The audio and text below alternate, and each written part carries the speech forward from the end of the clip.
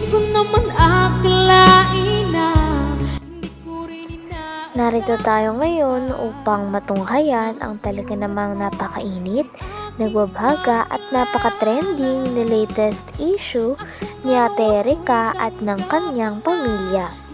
Sa pagpapatuloy nga ng ating istorya ay pumunta muli si Kalingap Val sa bahay nila Ate Erica dati upang makita si Lolo Miguel. Kasalukuyan nga ay sinabi din ni Kalingap Val na kung iniisip ng iba na nag-vlog lang siya para kumita ay uunahan na daw sila ni Kalingap Val. Dahil inamin nga ni Kalingap Val na ang channel daw niya ay talagang naka-off ang monetization. Dahil ang mga pinangtutulong niya ay nanggagaling din daw sa business nila. Ang kupunan. Wala pa ko alam dyan. Pero ang pagkaalam ko dyan, talagang kay Jun yan. Pira daw. Oh. Ngayon, iparam ko rin po sa kanila, ha? Mga e-lovers, sa lahat po, na binablog ko sila, naka-off po yung monetization. Kaya ko yung makaisipin nyo, after ako sa views, hindi po. Sanay ako sa walang views o may views o wala. Ang aming paglingap ay tuloy-tuloy kasi may mga sponsor naman tayo tumutulong. Sa ating programa po, isipin mo tayo ang pabahay ng Kalingap, ababutan ng 223 housing project. Yan po ay mula sa mga sponsor natin, kita ko sa BSM Kalingap Kape, kasi maraming order po ng ano po natin, yung ating organic coffee. So yung kita ko dyan, pinatutulong ko sa ating pabahay. Kaya yung ating po mga vlogs dito, naka-off ang comment, ano niyan, naka-off yung monetization. Pero wala kayong masabi. So tay, kaya ako nandito pa. Inaakusahan pa nga si Lolo Miguel na siya daw ay tamad. Tamad daw siyang mangisda kaya naman tinanong ni Kalingap Val Santos Matubang kung totoo ba ito na tamad daw ba siya talaga mangisda.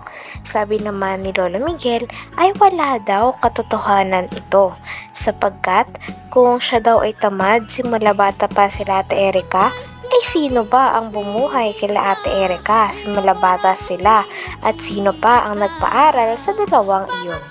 Ito ay patunay lamang na hindi talaga tamad at talagang kaya hindi daw makapalaot si Lolo Miguel. Ito ay dahil nasira daw ang makina ng kanyang bangka. Talagang paninirang puri lang daw ang ginagawa ng iba kaya kumakalat ang ganong uri ng balita. Hindi ano? Ay, hindi po yun. Yun po ay Ang bigay niyan? alis po yan kay Rab at ibinigay kay Rab ni Jun yung pambili niyan. So maliwanag po mga Kalingap, wala pang e-lovers noon. Wala pa po. Wala pang e-lovers po, may bangka na po siya.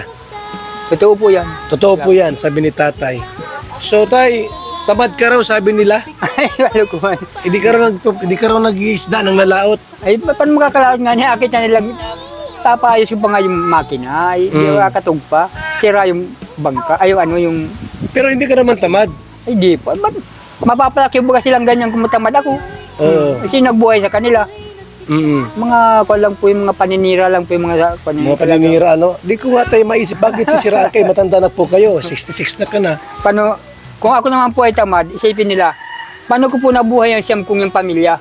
Siyam na anak. Siyam na anak. Kung tamad po kayo. Oo, di, paano pa yung nasabi ng tamad ako? Pati apo, binuhay Pati mo. apo, biniruhay ko sila. Sila Erica. Sila Sheila May. Po. Ay, nasan ang nanay niya? Nasa Maynila. Tinanong din ni Kalingap Val kung sino daw ba ang kasama ni Lolo Miguel sa pangingisda. Sabi naman ni Lolo Miguel na ang kasama niya daw palagi ay ang kanyang panganay na anak. Sinasamahan nga siya nito na mangisda nang sa ganon ay patuloy na mamuhay ng maayos ang kanilang pamumuhay doon at magastusan ang mga pera at pangangailangan na gastusin nila sa bahay. Sinabi na nga din ni Kalingap Val na sure na daw na papalitan daw ng Kalingap, lalo na ni Kalingap Val, ang makina daw ng barko ni Lolo Miguel nang sa ganon ay mas maayos na din at makabalik na rin sa pangingisda at sa kanyang tunay na hanap buhay si Lolo Miguel ng maayos at komportable. Ang nasabi ng tamad ako. Pati apo, binuhay Pati mo. apo, biniruhay ko sila. Sila Erica. Erica. Sila Sheila May. Kumpo. Ay, nasa ng nanay niya, nasa Maynila, nagpapakasaya. Nasa akin sila. Nasa akin niya. Kaya tamad ako ay. So, Kaya nasabi ko. hindi mo tayo inaako na tamad po kayo. Ay, di po. At masasabi lang tamad. Ay, ako lang buhay sa kanilang maliliit pa sila. Ginapang ko sila. Kasi anong paraan. Nakikipag-arawan ako sa danawan, nagbamakin ako, arawan, ganyan, arado, Lahat ginagawa niyo po para sa pamilya niyo po. pagsuyod, para mabuhay lang sila. Magamas ng basig, yung alam ko pong trabaho sa Danau.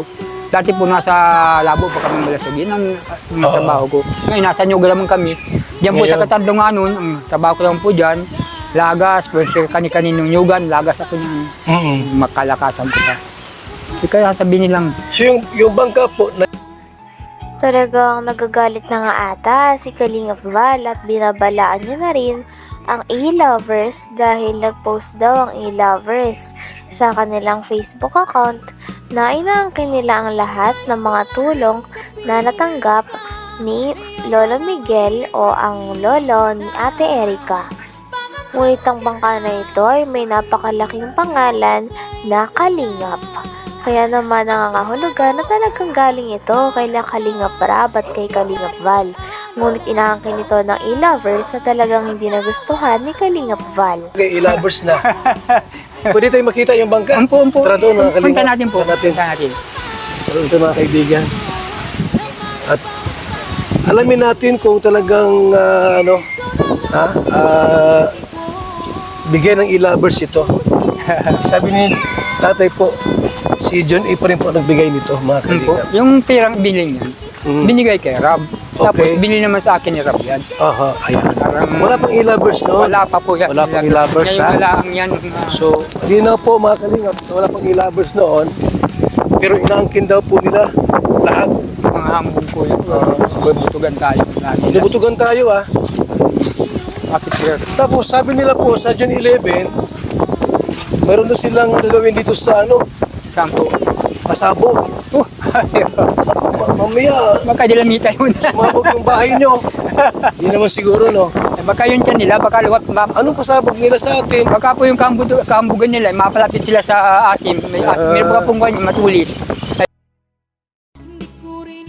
Talagang ipinakita at binida ni Lolo Miguel kay Kalingap Val Santos Matubang ang boat o ang bangka na nasira nga ang makina kaya hindi niya na nagagamit sa pagpapalaot at pagpapahanap buhay.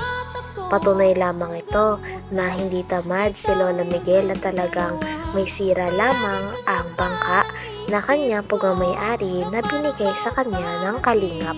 Nililinaw din talaga ni Kalingap Val Santos Matubang na hindi iba ang nag-sponsor o nagbigay sa kanila. Sapagkat sinasabi ng iba at inaangkin daw ito ng E-Lovers na sila daw ang nagbigay kay Lolo Miguel. Ngunit hindi dahil pinatatak na nga sa bangka na ang pangalan nito ay Kalingap. Ako, mamaya, Baka dilamita yun. sumabog yung bahay nyo. Hindi naman siguro, no?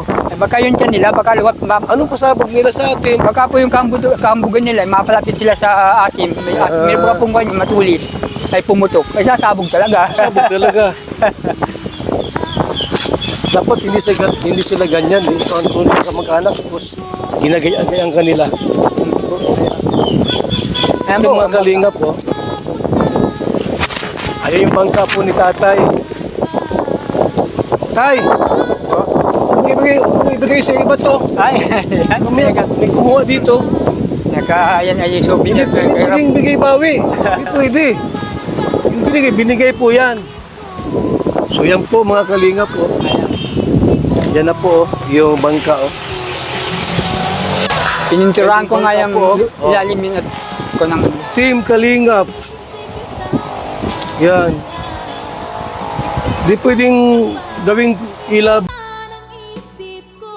Hanggang dito na lamang muna ang talaga namang nagtitrending, nagbabaga at napakainit na issue ni Ate Erica.